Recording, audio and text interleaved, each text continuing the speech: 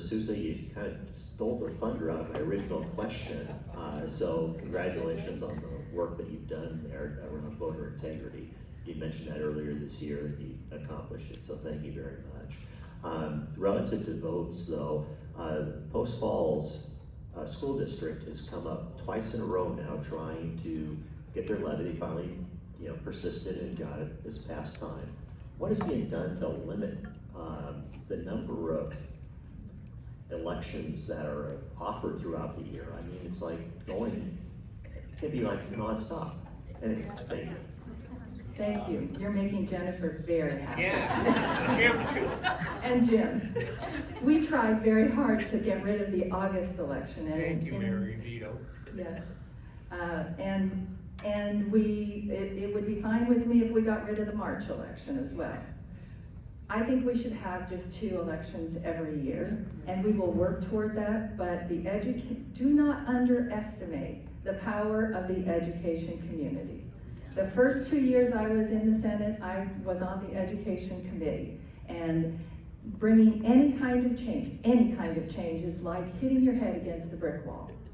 It is very difficult. We succeeded, but it took 3 years for one bill that was a minor bill. So changing the opportunities that school districts have for getting their money through their levies is very difficult. We will try again next year, and we will succeed next year. I can't guarantee it, but I will tell you we will try even harder next year.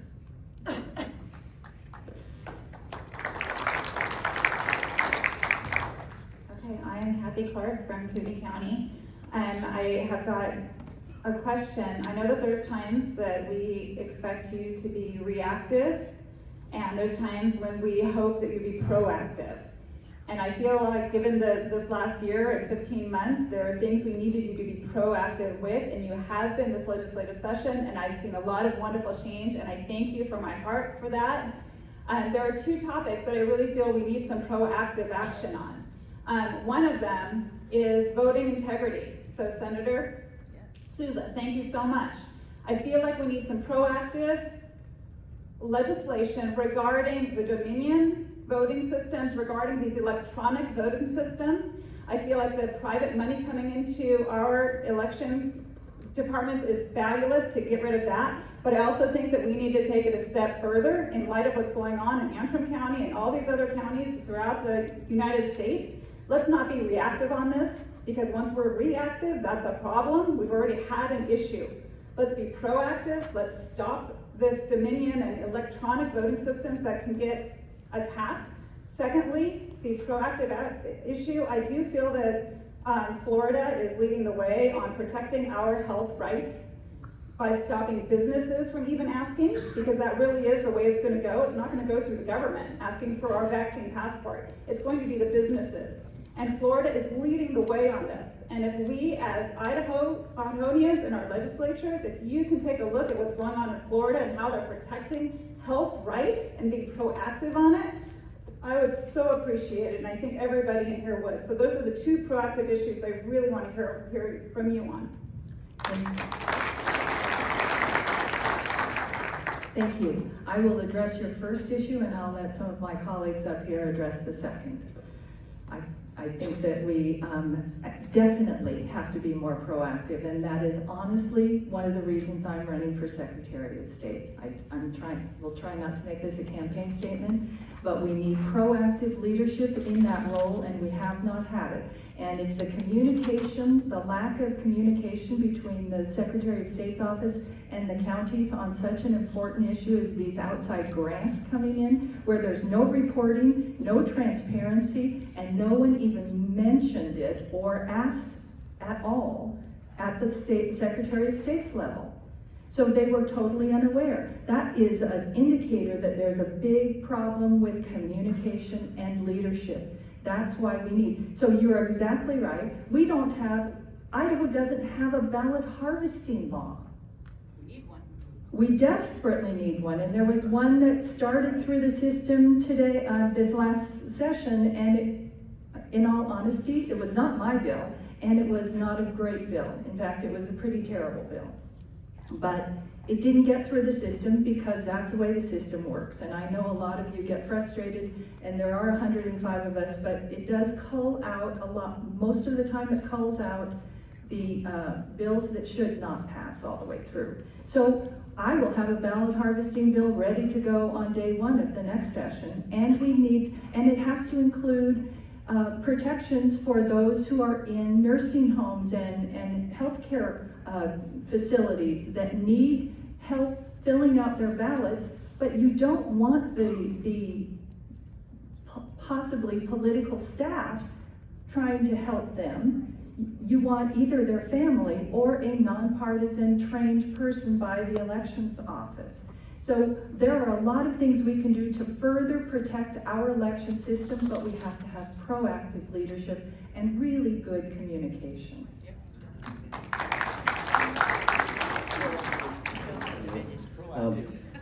The voting thing is a big deal. Go on. Mine doesn't work anyway, so. Sorry. You have to turn that button. That's by design, The voting thing's a big deal. Some years ago, I saw a congressional hearing, and they had a guy about these voting machines. He was talking about, he said, you could take any election with these machines, and they could come out 51-49, and no one will know the difference. So when the congressman said, well, how do we know if they're doing that? And the reply was, well, we have to get the source codes. And he said, why don't we get the source codes? And they said, because they won't give them to us. That was it. Then they moved on. I'm thinking, do you realize what you just heard there? That our election system, which is critical to the survival of our nation, is in jeopardy. And those machines are awful. I'm sure you've all studied that. Someone sent me this. You can see the pink on top. And this is when you need an ID to do things. And I'll just start on the list. I won't go very far. But driving, boarding an airplane, purchasing a car, getting a car registration, applying for a job, check out a book from the library, visiting a casino, cashing a large lottery winning ticket. I mean, this is the long list. And then the green on the bottom is when you need an ID, and that's voting. And the fact is, the only possible reason to not show an ID to vote is to cheat. And having looked at what happened this last election, I am absolutely convinced that there's been a lot of cheating going on in a lot of elections in this country that we didn't realize, and we need to get this cleaned up. I did check when we got down there, and I spoke with Jennifer about some things today, but I do believe Idaho is doing a really good job of keeping our elections honest and fair. We have paper trail, we're doing a good job. There are at least 5 states that do need to fix things. Hopefully Arizona is going to bring some things to light in Maricopa County, and so those are things we all need to hope for, but our election system needs to improve, because if we can't trust our elections, we can't trust anything. So.